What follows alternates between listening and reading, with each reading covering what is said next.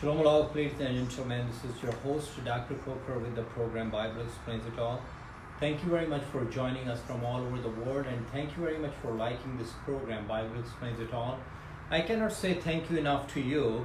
It is only because of you I just come here and I deliver this program, Bible Explains It All, and thank you very much for your patronage.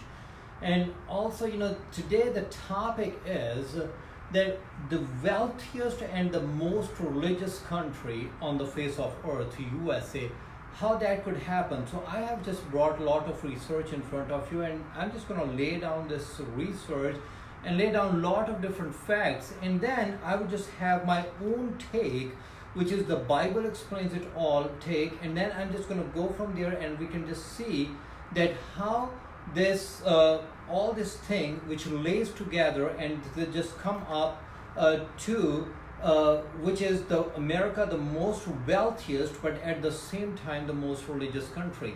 Now this in itself, before I just really start out, this is in itself is anomaly or outlier. Most of the time it has seen the most religious countries are the poorest countries.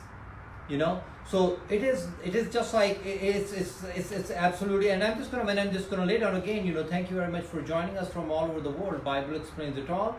Now the Pew Research study, and I'll just say this, welcome to the intellectual zone of rationalism only by the grace of God.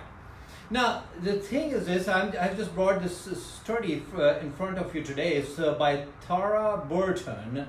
And this study is a recent study, was conducted August 1st, 2018, very recent study, which is very prevalent, or which is just like in the line of today's topic. And this research has found that the Pew survey found Americans said that they prayed more than any other wealthy nation surveyed. 55% of Americans report praying at least once daily, and 6% point higher than the international average. So this is 55% of people in America, they pray every day, and we are the wealthiest nation. And I'm just going to tell you how this is just like the causation, not the correlation. Okay, so we just like, so what if we just start praying more every day? So then do you think we become more wealthier? So I'm just going to tell you how this really happens. Now, other thing is this: America is an extreme statistical outlier when it comes to countries with at least 30,000 per person gross domestic product. When I say 30,000 per person gross domestic product, you know what exactly it means? That the GDP, which means the country produces, throughout the year, the production of the country throughout the year. If you take that production divided by the population, that's the per capita. Which means that the per person, that's how much money they're making. And that is the standard of living, and this is because of the standard of living, we are rich in this country. So that's what it's saying. It's just saying this is anomaly in itself, and this is an outlier, means this is not something it's supposed to happen, because the countries they pray more, they become less successful, lower GDP. Okay, now in Canada, for example, only 25% of people pray daily according to this study. That number drops 22% in Europe, 18% in Australia, and so on. Okay, now the thing is this: the study author found America was the only country out of 102 surveyed to score higher than average of metrics of both religiosity. So by contrast, countries that report daily prayer rate comparable to the United States tend to be poor. The other countries where the 50-some% people, they pray daily or they are religious, what happened to those countries? They are poor. So what happened with the American economy? Why we are the most religious country on the face of earth, and why we are the most successful or the wealthiest country? So we will just talk about this today. Now, that the idea that the country's religiosity and its GDP is inversely proportional to each other. What I mean in the human terms, that's exactly what I mean in the human terms. In the human terms, this means the most religious the country would get, you would see the drop in the wealth and you will see the poverty start prevailing in that country. I don't want to name some country there are some countries which are right now, probably I belong to one, they are economically struggling. These countries are economically struggling, and you know what's going on with these countries. They are economically struggling, and economically struggle, if you really see, and if you see there is any causation, and if you see the people, they call themselves so religious in those countries. Okay, now my take on it is the Bible explains it all, and what do I think? Why is this? Why there are people that there are more religious, especially when it comes to the Christianity, and they become more successful. Now, the thing is this, if you really go back in the Bible, and if you see equality, freedom, and love, that is the main theme of the Bible. Equality, freedom, and love. Now, I'm not saying, somebody this morning just like come and argue, and they say like, equality, freedom, and love, so everybody is teaching that. Okay, well, that's fine, if this teaching it, so let me show the numbers. I'm the number guy. If you show me the numbers that the equality, freedom, and love, you can just come up with some verses and you say, oh yeah, we teach equality, freedom, and love. But the countries, if the religion is not pulling people out of poverty, if the religion is just like snubbing people into more economic depression, so then I do not know what kind of equality we're talking about. Okay, let's go to the biblical equality, freedom, and justice. Okay. Equality in Bible is in Acts chapter 10, 34 to 35. Just listen to this. So Peter opened his mouth and said, truly I understand that God shows no partiality, but in every nation anyone who fears him and does what is right is acceptable to him. Now this is the main recipe showing no partiality. This is the main foundation theory of Adam Smith, which is the whole foundation of capitalism is just like lays on it, no partiality. Because why? The thing is this, this is the economic research, this is not, I just didn't come up with this. It just shows that when you show no partiality in the society, when everybody is equal, so what happened? Everybody has an equal chance and they can live at their fullest, and when they live at their fullest, your GDP and the productivity of the country which grows. Okay, so this is the main theme of when you pray every day, and in America they're praying 50% of people, I told you. Number two, the freedom. The freedom is something which is very essential for any GDP to grow. If you do not have a freedom, if you snub people in the different races, different cultures, or put people in different shackles, so what's going to happen? You see, as the whole society would suffer because of people living under brutality and not free. And the love is the biggest and the main recipe of any GDP which can grow. And that's why it is, I think, not I think, and I'm just going to prove you in a minute, and I'm just going to take you to different studies and come to my point, what I'm talking about. The love, if you see Matthew 5, if you want to open the Bible with me, Matthew chapter number 5, 44, but I tell you, love your enemies. And this is that's what Jesus Christ, he is ordering, not requesting, he's ordering his disciple to love everyone. And even the love is so different and so, it's absolutely an amazing love, where Jesus is asking to even love your enemies.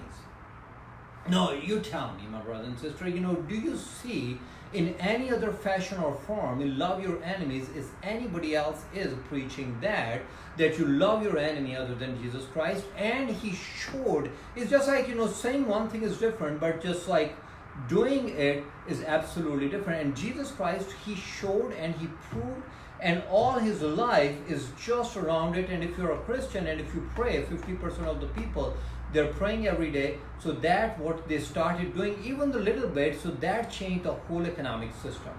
Now Romans 12:8, I would just like this give you a little bit more. It's just like it's already talked about love.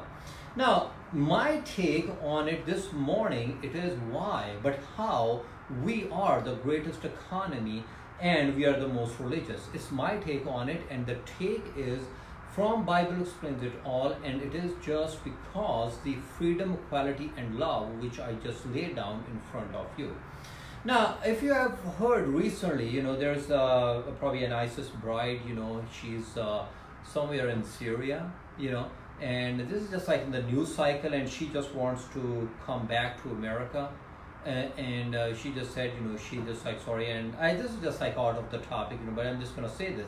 So she just tried to run out of the society and just tried the different society, but one thing she did not find anywhere, which is the freedom, love, and the equality, and now she's begging to come back, so to the society or to our republic, So this is some topic of some other day. We're going to talk about this. Now, the thing is the pair. So we are just like probably laying down the foundation. We're just saying, and I'm just going to bring you this researchers' research. The Harvard University researchers recently examined that 40 years of data. I mean, this is just like a time series data, time over time over time over time. 40 years of time series data. They have conducted research, and they found out the economic impact of religious beliefs or practices on your standard of living. Man, if you want to become poor or if you want to become wealthy. So this is just like probably they just figure out on the whole society, but this is just like, it probably could be for your personal reasons also, and you probably find an ace in it, and you just do this. What you believe, if you believe in Christ, you start loving everybody, and you start just like presenting the equality, and you just become, everybody is equal in your eyes, and you see that your standard of living changes, and you will see the blessings of the Lord flowing towards you. Now, this Harvard researchers, what they have found is this, that the religion has measurable effect on developing economies. Okay, this is the Harvard University research. I'm not coming up with my own research here. This is the Harvard University. What I'm just laying down is freedom, justice, and equality. Now, how religion might influence the wealth and the prosperity of the societies. In recent years, the Italian economist, listen this, it's very, very great. If you just listen this, so I'm just going to taking you there where the biblical values are, okay? And I tell you why America is so great, and why America is the wealthiest nation, still the most religious, Now, the thing is that this Italian economist have presented finding that the religion can boost GDP, exactly what I'm talking about, GDP, by trust within a society. So if that society has a trust within them, that would increase the GDP. I'm not saying it, this is an Italian researcher, and then I'm just brought to the study from the Harvard University. Okay, so what we are trying to do is just trying to see this anomaly. How come when the countries they become, or the societies, they become more religious, they started becoming more poor. But anomaly or outlier stands with America. When America become more religious, America become more wealthiest. Isn't that what we want? Isn't that what we all are after as a society? To be, what is the main job of the President of United States of America, or should be any president from all over the world? What their main job is? Their main job is to keep unemployment low and keep inflation in check. Isn't this? And that's exactly what the Harvard University researchers are talking about. That they're talking about the religion and how they're inversely proportional. But I just told you the Pew Research study, where the study is found, and the study says, the more Christian values you adapt, the more successful as a society you become. And that's exactly what the study is talking about. Now, the last study I talked about, this Italian researchers. Now, what is exactly these Italian researchers, what are they talking about? They are talking about the trust, the more trust. So how can you have the trust within the society? Let me ask you this question this morning. How can you have the trust within the society? You can have the trust within the society only through love, freedom, and the equality. You come this morning and you tell me, you prove otherwise. How can you have the trust? And they say the trust is the main recipe of the standard of living within a society. If the trust is the main recipe of the standard of living within a society, so that trust is coming through the biblical values, and those biblical values lies in the love, freedom, and the equality. And that freedom and equality, the Bible is inundated with that. You just read it. The Bible is inundated. This is not. Okay, let me ask you this question this morning. So where else? So this is just like for the researcher, this is just probably a conundrum for them, or a riddle for them which they cannot solve. But for me and you, my brother and sister, this is not a riddle. We know this, that there is no other way that you can promise the economic freedom or economic development other than the values rooted in the Christian values. So we know this, and we understand that concept because this has been promised over and over from Abraham to Jesus. So these are the promises made with the society, and those promises, they are just like, for the people it is just like probably the anomaly, but for us it is not an anomaly. It is, for us, it is the fact, which is just like rolled out and is playing right in front of our eyes. That's exactly what's going on now. Excuse me. So let me ask you this, how can you develop this trust within a society? Do you think that atheism can develop the trust within a society? Do you think atheism can do this? Absolutely not. You must be joking with yourself. Atheism cannot develop. Do you think the caste system, can develop the trust within a society when people, they are divided into different castes? Okay, so you're from the higher caste, you're from the lower caste, you're from this caste. Do you think that the caste system can develop the trust within a society? Absolutely not. It's just like, it's because this way, if you become more and more religious within your religion, and with the religion which believes in no God, and the religion which believes that there is a caste system prevails, absolutely, you see the whole society economic development will start tanking, and everybody will feel it. Now the third thing is this. Let me ask you this question. Do you think if I just come to you and I tell you that, hey, you have to adhere my belief, if you don't adhere my belief and my viewpoint, I will kill you and I'll murder you and I'll chop your head off, do you think that will bring the trust within the society? I'm just asking a simple question, and you see, you know exactly which societies I'm just going after. I'm not here, this is not a conundrum, this is not a riddle. You know what society I'm talking about when I'm just like insinuating all these different things to different places. So which society I'm going after.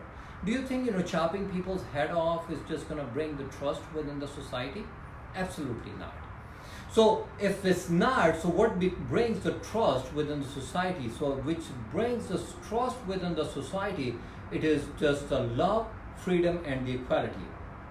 And this is the main recipe, just like I told you before, the Christian values. And that's why our society, that's why America is so great. And this is just like, if you just want to, just like if you want to make your society to be great, if you want to pull your society out of this economic depression, so I'm just going to challenge you, to just develop a trust within a society, and that trust comes from equality, freedom, and love the most, where the love of Jesus Christ only, where you just like order to even love your enemies. You just like when people from all over the world, they like to flock to, obviously they love to flock to America, or so-called. Why? Because the caring society, which is a loving society, and the love for everyone, regardless of whoever or whichever religion you belong to. And I'm proud about it, that, I love everyone, regardless of you or which religion you belong to, whether I love you. So this is, and I tell you at the end, Matthew chapter number 5 verse 13, it's saying, you are the salt of the earth, and you are, but if the salt loses its saltiness, how can it be made salty again? So you are the people who are the salt of this earth, and I would just like challenge you to just go out and live the life of love, live the life of difference, the different life which God has ordered you to live, so you can see this prosperity and economic development within your society and at your home. God bless you all, and thank you very much for watching Bible Explains It All by Dr. Coker and listening to us. And we'll just come back after this break. Thank you very much.